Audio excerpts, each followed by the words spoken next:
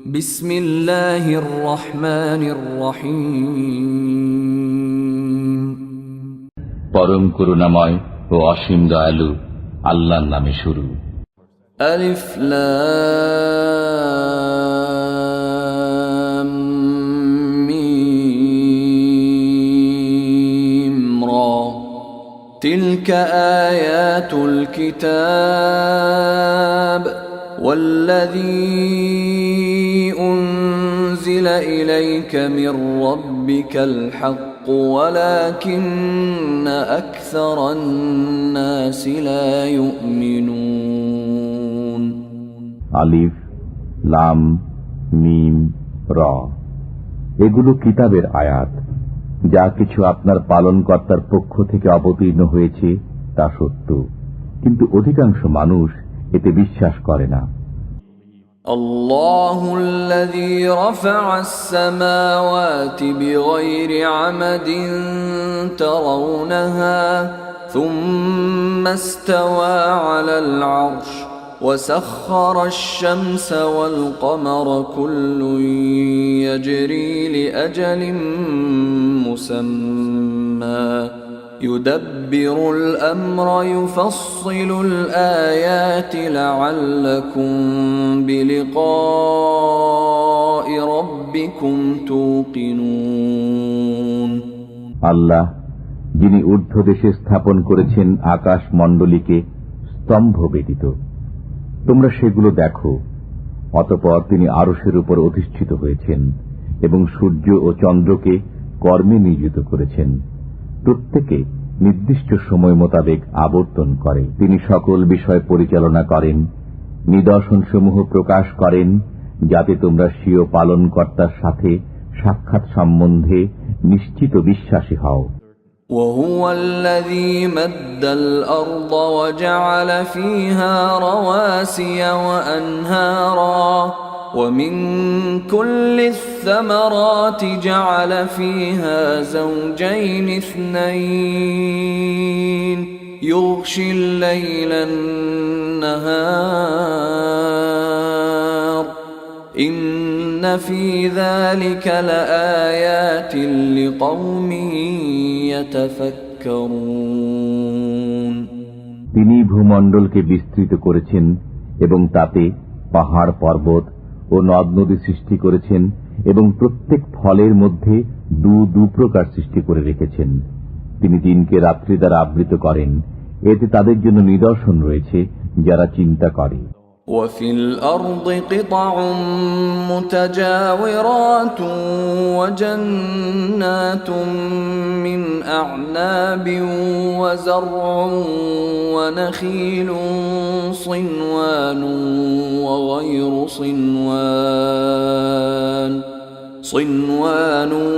وغير صنوان يسقى بماء واحد ونفضل بعضها على بعض في الأكل إن في ذلك لآيات لقوم يعقلون এবং জমিনে বিভিন্ন শস্যক্ষেত্র রয়েছে, একটি অপরটির সাথে সংলগ্ন, এবং আঙ্গুরের বাগান আছে, আর শস্য ও খরজুর রয়েছে। একটির মূল অপরটির সাথে মিলিত এবং কতক মিলিত নয়। এগুলোকে একই পানি দেয়া হয়। আমি স্বাদে একটিকে অপরটির চাইতে শ্রেষ্ঠত্ব দিই। এগুলোর মধ্যে তাদের জন্য নিদর্শন রয়েছে যারা চিন্তা ভাবনা করে।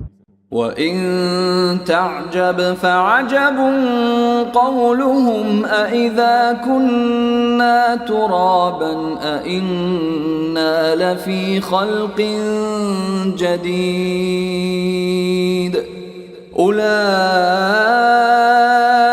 الَّذِينَ كَفَرُوا بِرَبِّهِمْ وَأُولَئِكَ الْأَغْلَالُ فِي أعناقهم وأولئك أصحاب النار هم فيها خالدون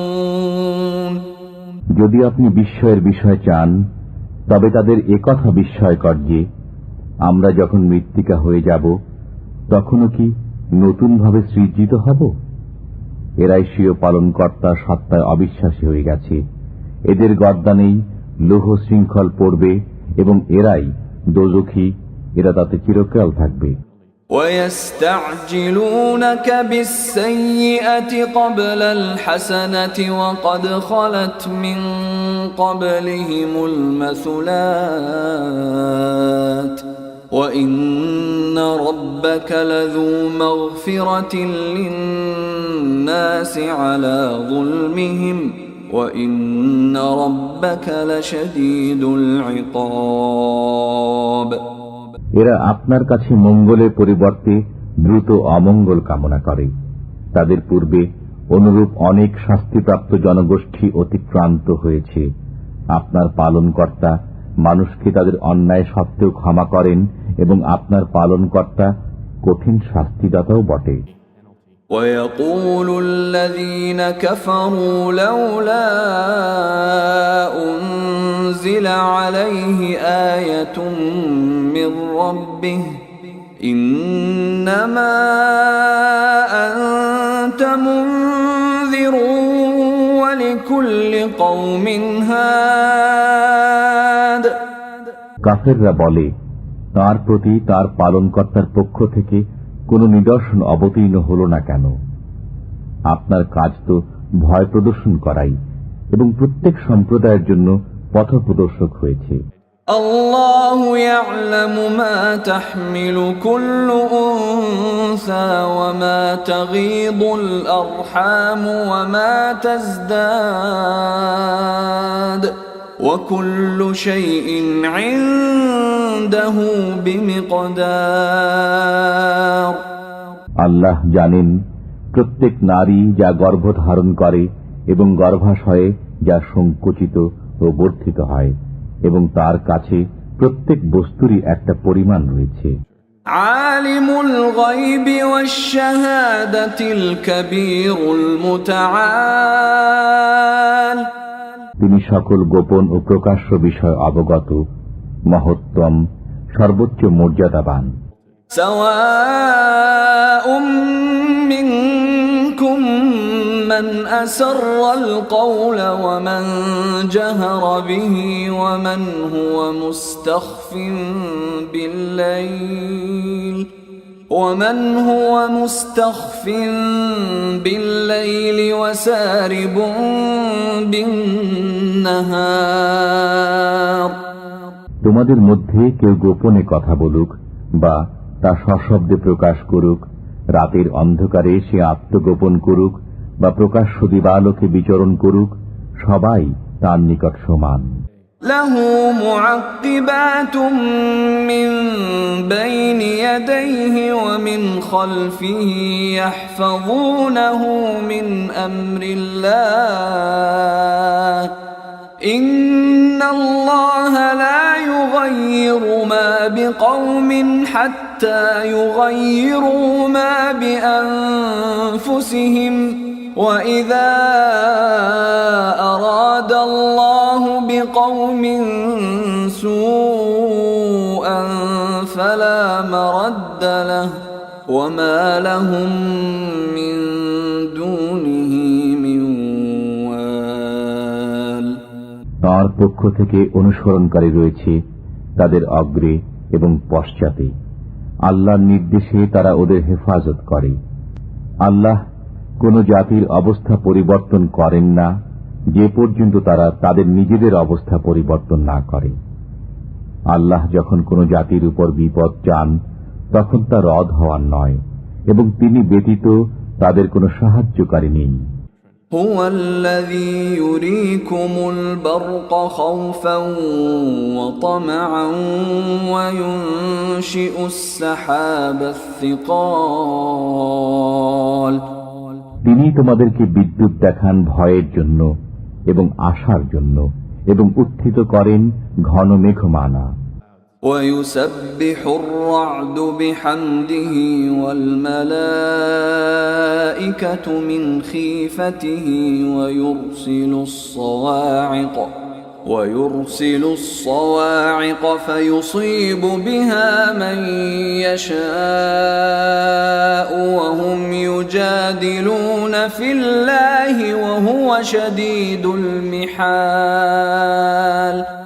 তার প্রশংসা পাঠ করে বজ্র, নির্ঘোষ এবং সব ফেরেশতা সভয়ে। তিনি বজ্রপাত করেন, অতঃপর যাকে ইচ্ছা তাকে তা দ্বারা আঘাত করেন। তথাপি তারা আল্লাহ সম্পর্কে বিতণ্ডা করে, অথচ তিনি মহাশক্তিশালী।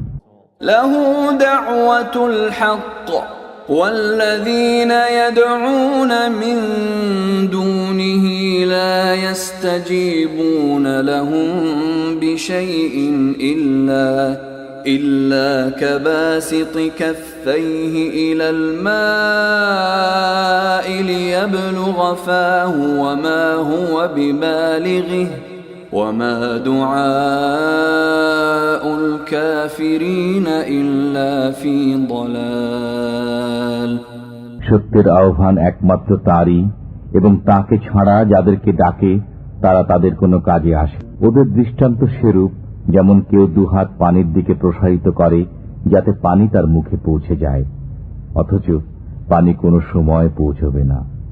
কাফিরদের যত আহ্বান তার সবই পথভ্রষ্টতা। وَلِلَّهِ يَسْجُدُ مَن فِي السَّمَاوَاتِ وَالْأَرْضِ طَوْعًا وَكَرْهًا وَظِلَالُهُم بِالْغُدُوِّ وَالْآصَالِ আল্লাহকে সিজদা করে যা কিছু নভমণ্ডলে ও ভূমণ্ডলে আছে, ইচ্ছায় অথবা অনিচ্ছায়, এবং তাদের প্রতিচ্ছায়াও সকাল সন্ধ্যায়।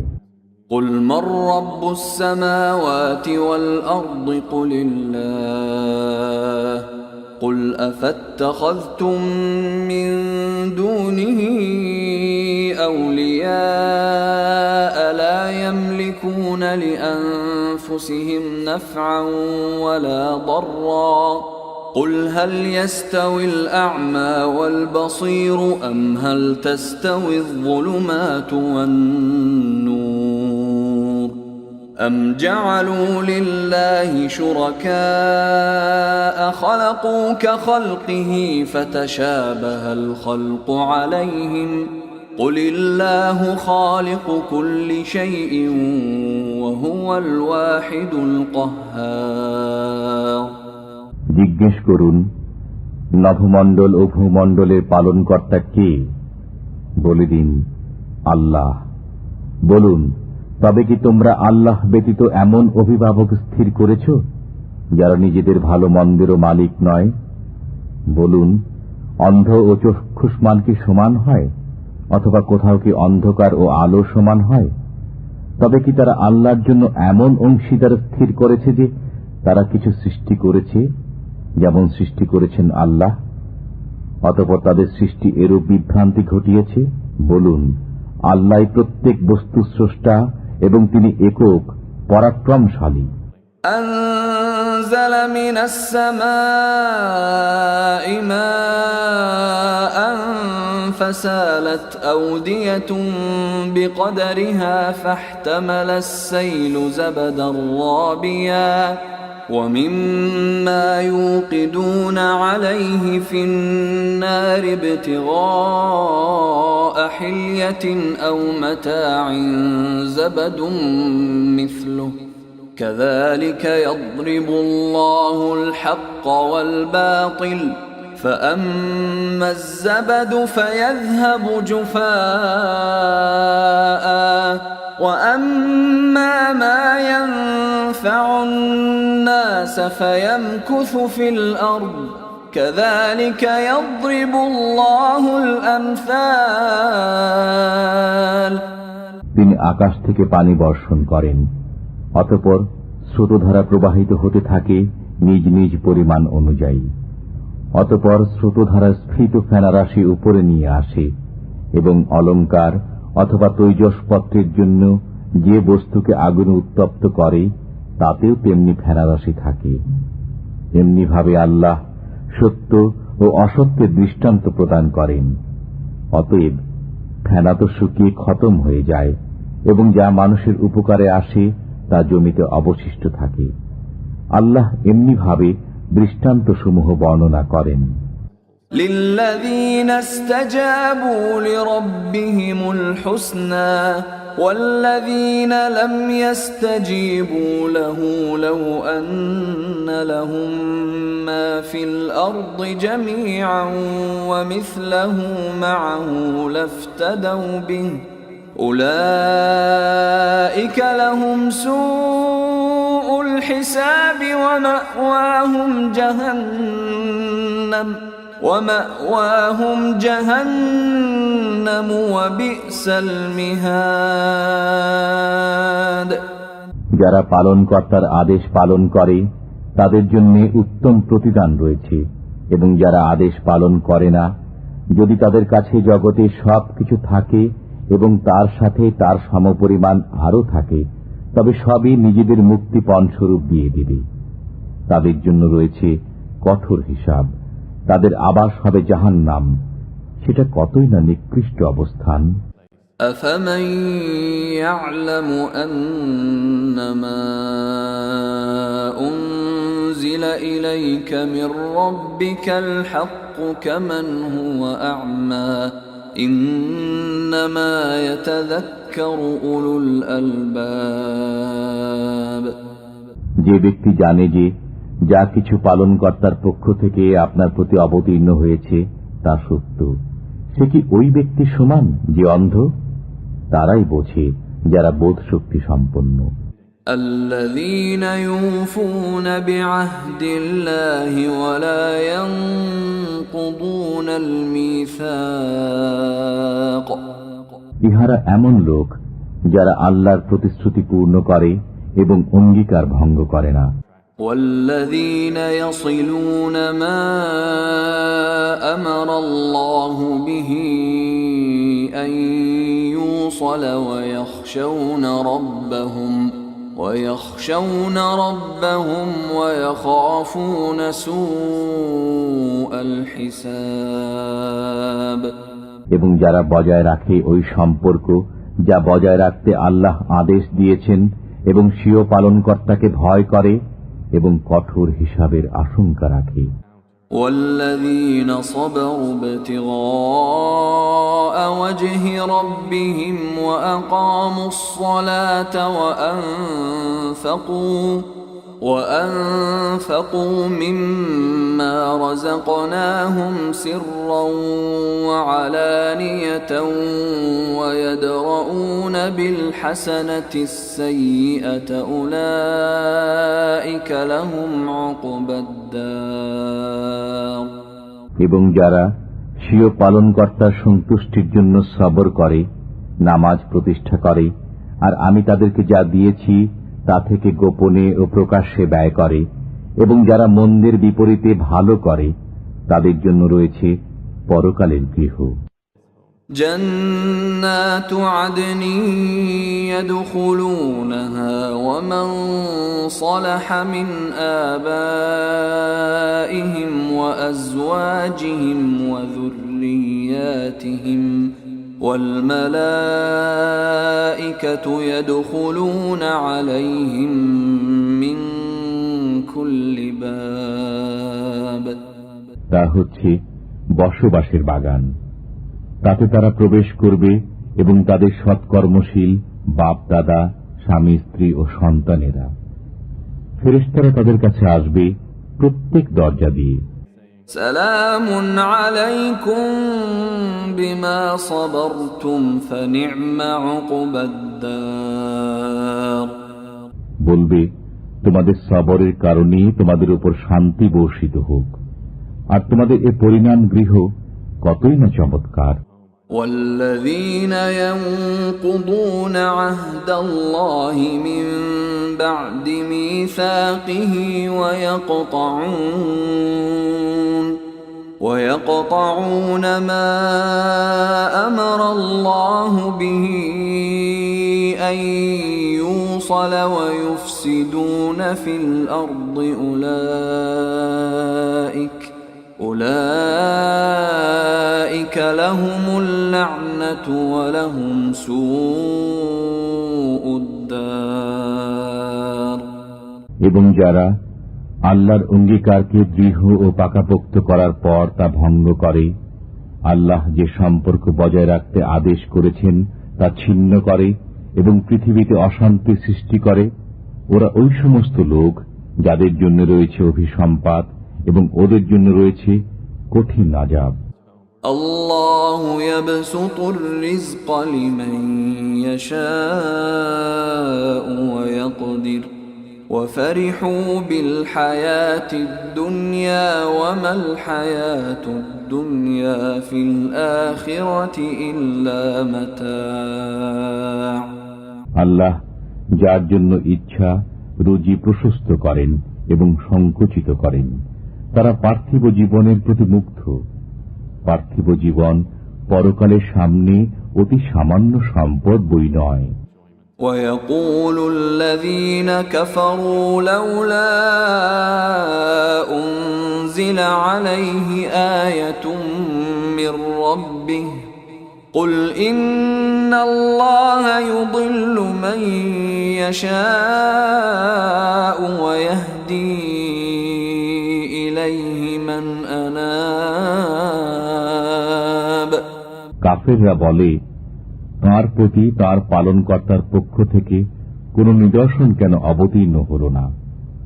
বলে দিন, আল্লাহ যাকে ইচ্ছা পথভ্রষ্ট করেন এবং যে মনোনিবেশ করে তাকে নিজের দিকে পথ প্রদর্শন করেন। الذين آمنوا وتطمئن قلوبهم بذكر الله ألا بذكر الله تطمئن القلوب। যারা বিশ্বাস স্থাপন করে এবং তাদের অন্তর আল্লাহর জিকির দ্বারা শান্তি লাভ করে, জেনে রাখো আল্লাহর জিকির দ্বারাই অন্তরসমূহ শান্তি পায়।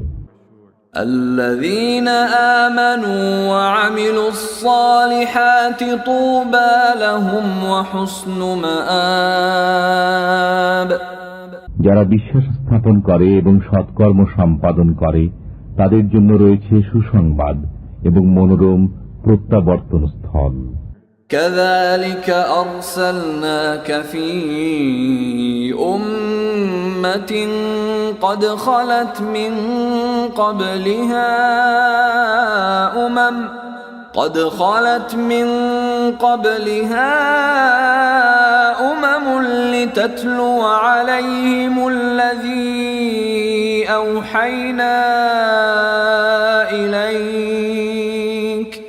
لتتلو عليهم الذي أوحينا إليك وهم يكفرون بالرحمن قل هو ربي لا إله إلا هو عليه توكلت وإليه متاب।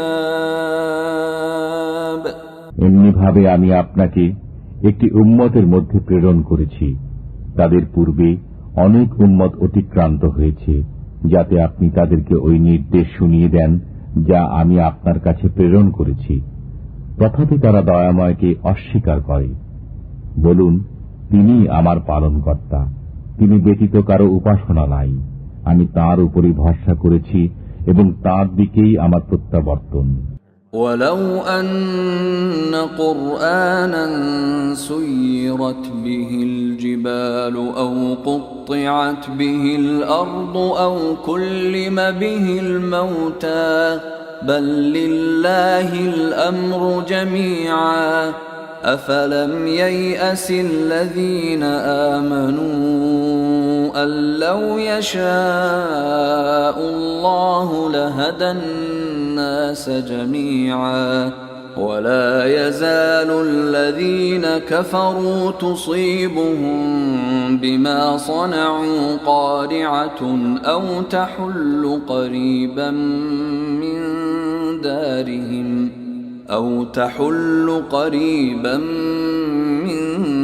دارهم حتى يأتي وعد الله إن الله لا يخلف الميعاد। যদি কোনো কোরআন এমন হতো যার সাহায্যে পাহাড় চলমান হয়, অথবা জমিন খণ্ডিত হয়, অথবা মৃতরা কথা বলে, তবে কি হতো? বরং সব কাজ তো আল্লাহর হাতে। ঈমানদাররা কি এ ব্যাপারে নিশ্চিত নয় যে যদি আল্লাহ চাইতেন তবে সব মানুষকে সৎ পথে পরিচালিত করতেন? কাফেররা তাদের কৃতকর্মের কারণে সবসময় আঘাত পেতে থাকবে, অথবা তাদের গৃহের নিকটবর্তী স্থানে আঘাত নেমে আসবে যে পর্যন্ত আল্লাহর ওয়াদা না আসে। নিশ্চয়ই আল্লাহ ওয়াদার খেলাপ করেন না। وَلَقَدِ اسْتُهْزِئَ بِرُسُلٍ مِّن قَبْلِكَ فَأَمْلَيْتُ لِلَّذِينَ كَفَرُوا ثُمَّ أَخَذْتُهُمْ فَكَيْفَ كَانَ عِقَابِ। আপনার পূর্বে কত রসুলের সাথে ঠাট্টা করা হয়েছে, অতঃপর আমি কাফেরদেরকে কিছু অবকাশ দিয়েছি, এরপর তাদেরকে পাকড়াও করেছি। অতএব কেমন ছিল আমার শাস্তি?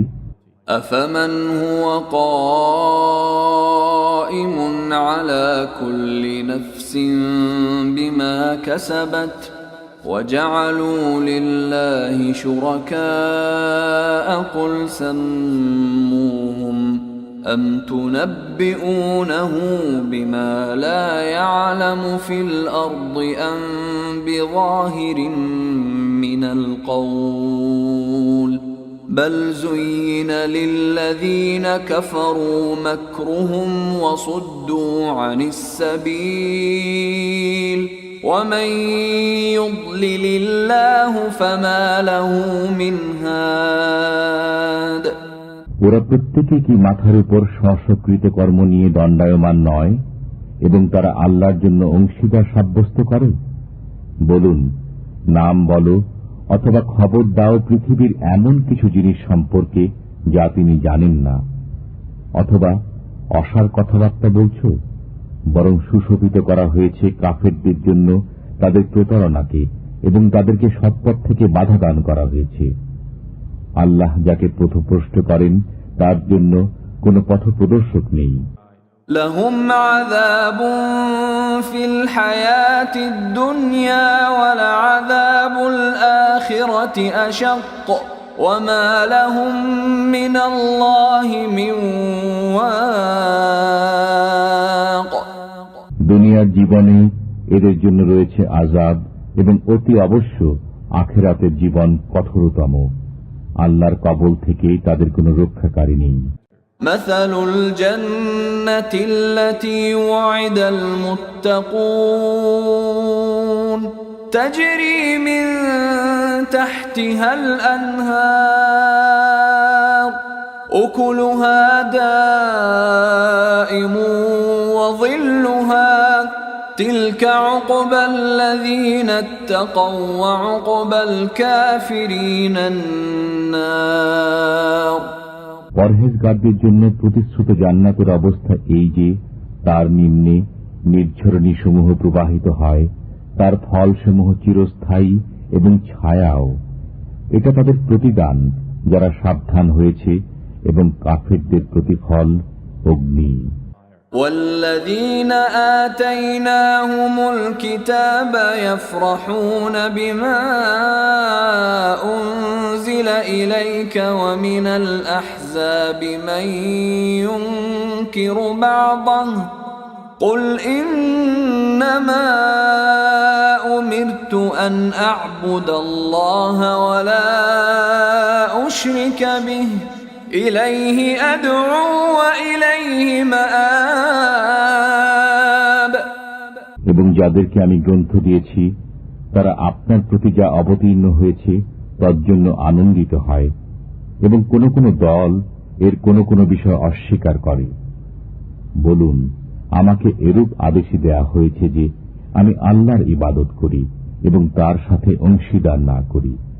আমি তার দিকেই দাওয়াত দেই এবং তার কাছেই আমার প্রত্যাবর্তন।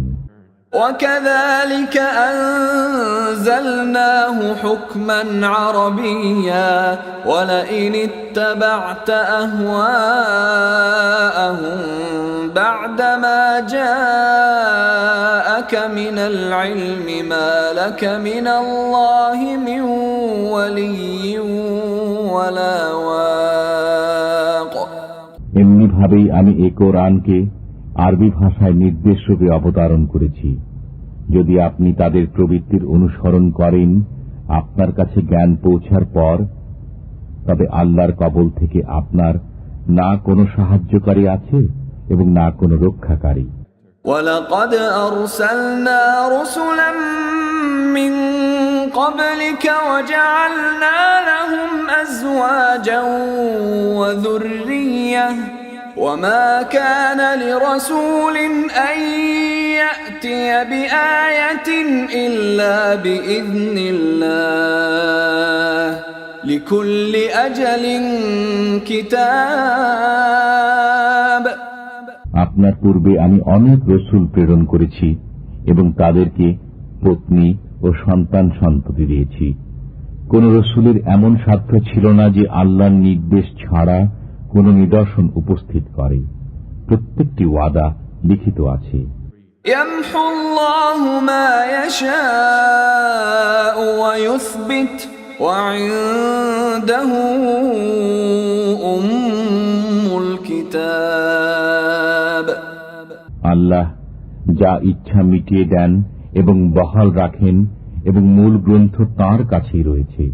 وَإِمَّا نُرِيَنَّكَ بَعْضَ الَّذِي نَعِدُهُمْ أَوْ نَتَوَفَّيَنَّكَ فَإِنَّمَا عَلَيْكَ الْبَلَاغُ وَعَلَيْنَا الْحِسَابُ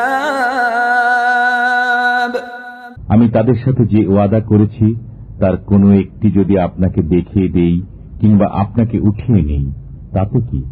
আপনার দায়িত্ব তো পৌঁছে দেয়া এবং আমার দায়িত্ব হিসাব নেয়া।